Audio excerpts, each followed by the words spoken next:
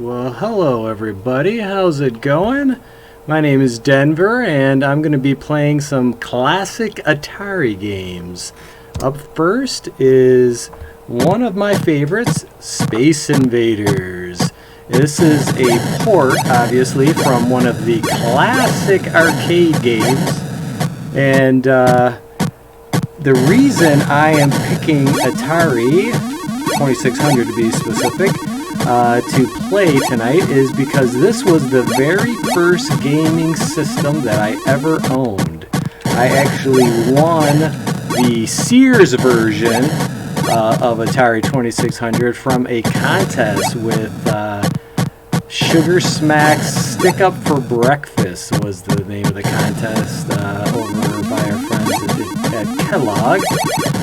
You had to basically just draw a picture of the frog mascot eating his breakfast, and I remember drawing the picture, mailing it off, so excited, convinced that I was going to be winning myself an Atari because there was no way I would have been able to afford one.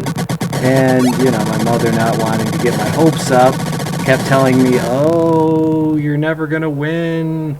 Don't expect to have it. And sure enough, I got a letter in the mail, and I was one of the lucky winners. And it only took them 6 months to mail it to me. 6 weeks to mail it to me, sorry. I recently came across the letter. My mother had saved it, and I was like, wow, 6 weeks. Things moved slowly back then. But needless to say, I got the Atari eventually, and the game that I was most obsessed with was the Space Invaders port that we're playing right now. It is a far cry from the actual arcade game, but the good thing was the arcade game was so basic that the port really didn't suffer horribly.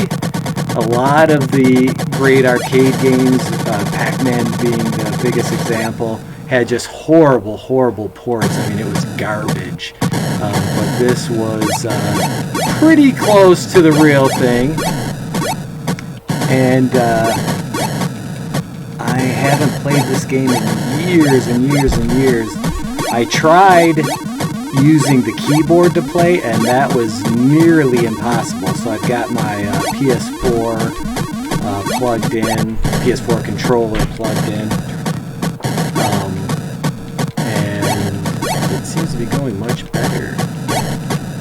I remember I had the joystick, and I broke many a joystick playing this game because, I mean, when they start getting down to the bottom, you've got to really move fast, and those joysticks weren't the most responsive. Not like, of course, the controllers are today. And, oh, I thought I was going to get stomped. Alright, okay, I'm out of battle. Protectors there. I used to be really good at this as a kid. Like I said, it was one of my favorite games, so I played it non-stop fanatically. I would wake up in the morning first thing and just go for hours and hours and hours.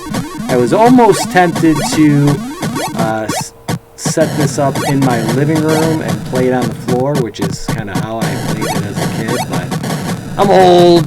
My legs and knees probably wouldn't survive very long playing it on the floor. Oh, I died.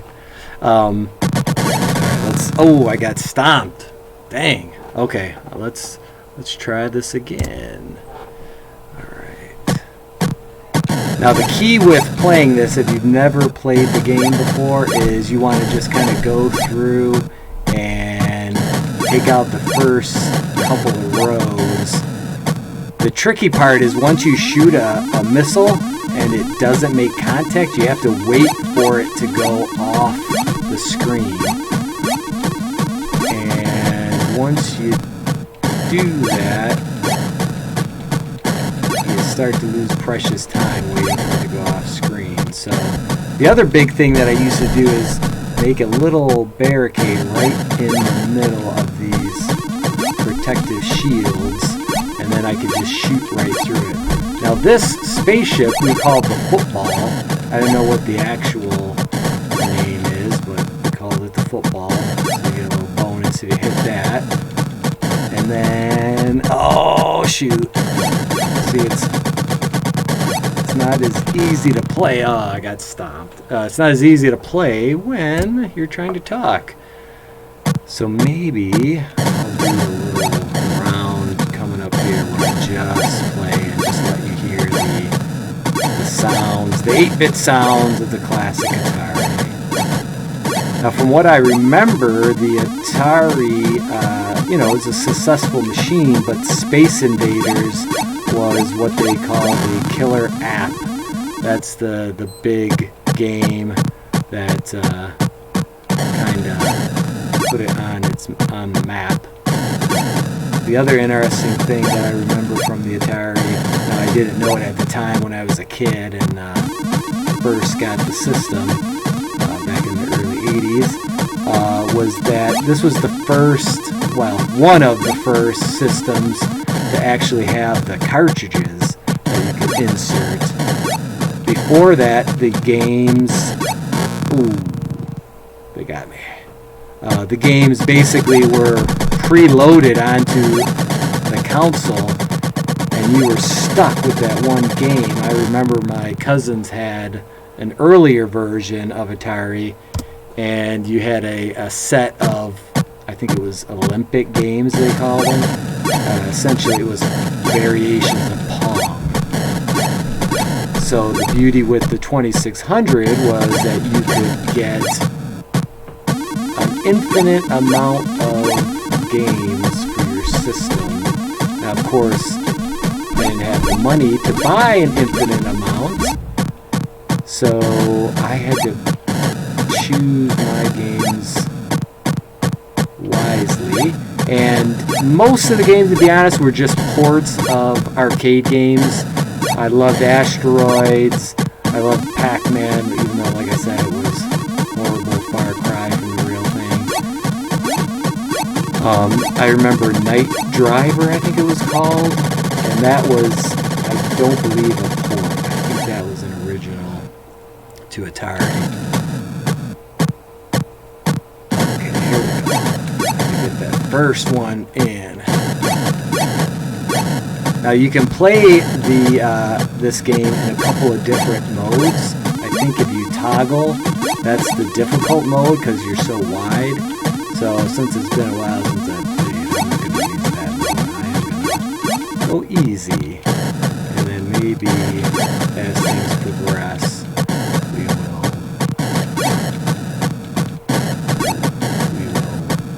make it a little bit more challenging.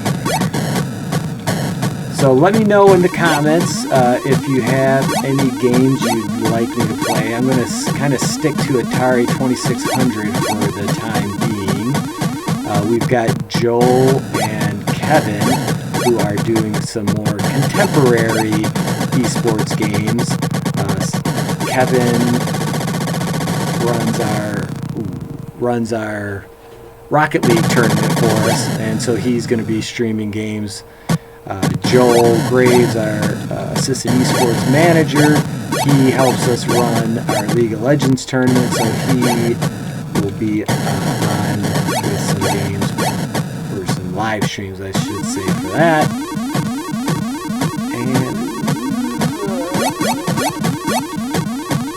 And then, like I said, I'll be doing some live streams of classic Atari games. There's a lot of them out there.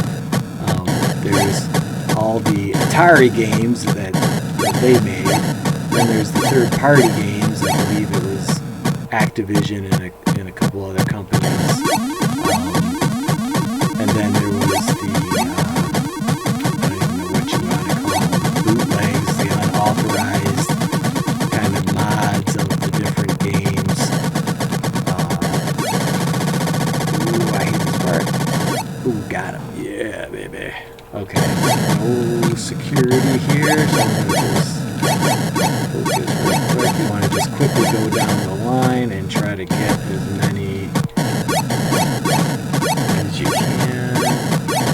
The key is to try to get ahead of the direction they're moving, so that when your bullet or your missile goes up, it's got a little leeway to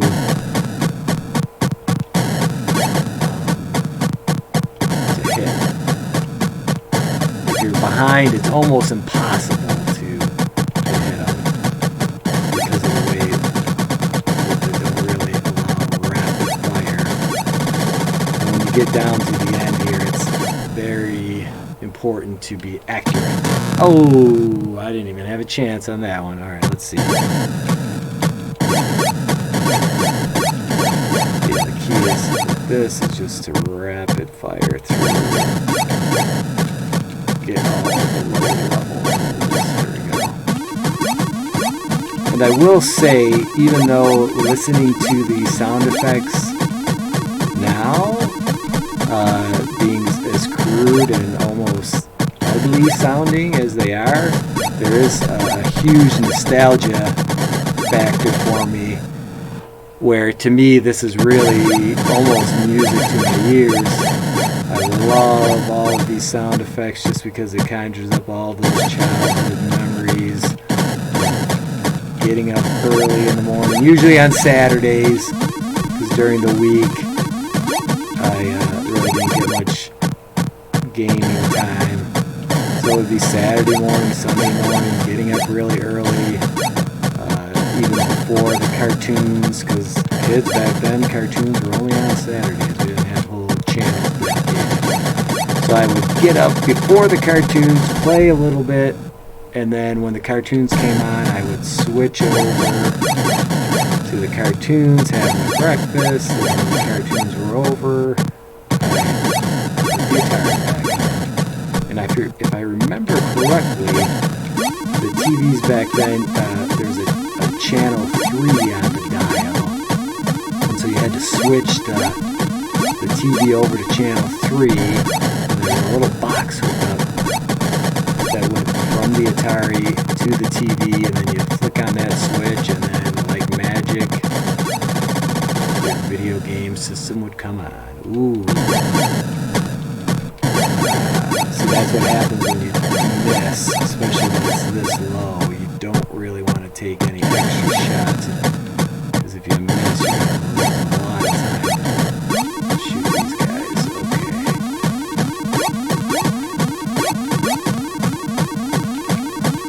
Now,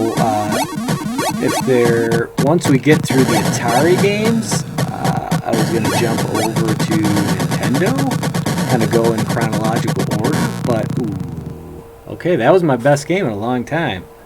I haven't really played much in the last 40 years, so it's starting to slowly come back to me. But anyway, I was going to go in chronological order with the gaming system, so I was going to jump to Nintendo next. Now, I know ColecoVision was a big one.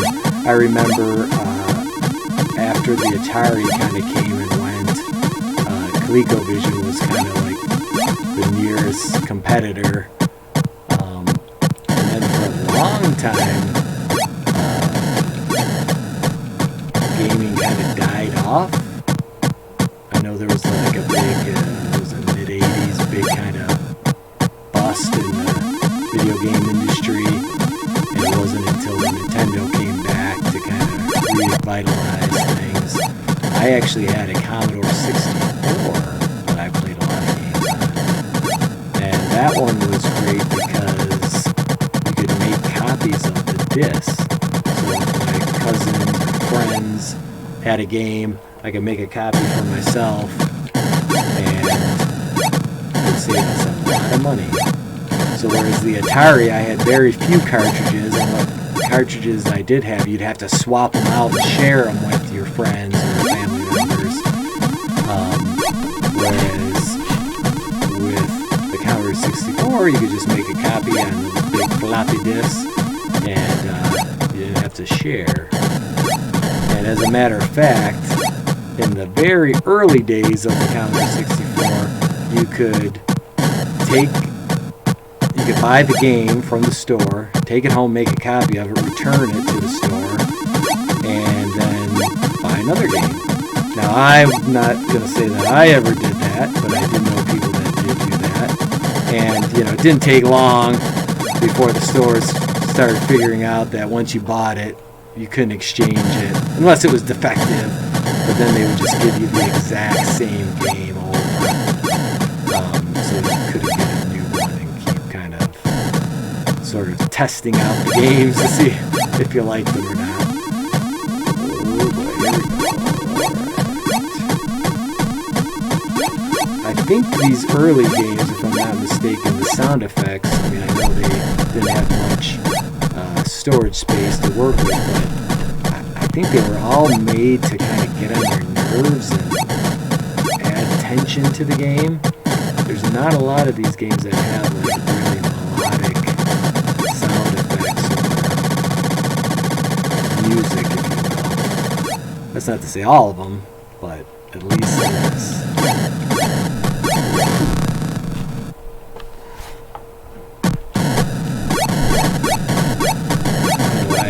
Headphones all that time.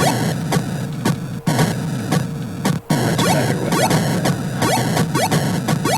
Ooh, okay, here we go, here we go, here we go.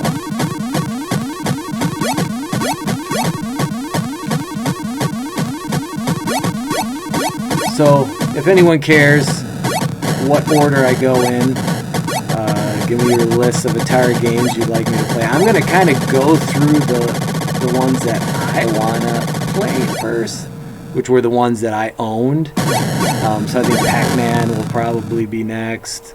I'll